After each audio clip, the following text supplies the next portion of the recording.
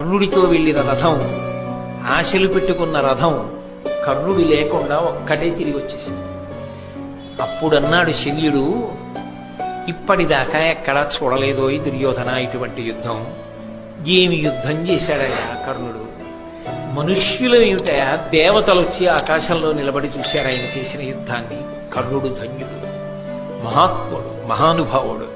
అంత గొప్ప యుద్ధం చేశాడు. ఇన్ని శాపాలు ఉండి కూడా హరివీర భయంకరుడ యుద్ధం చేశాడు.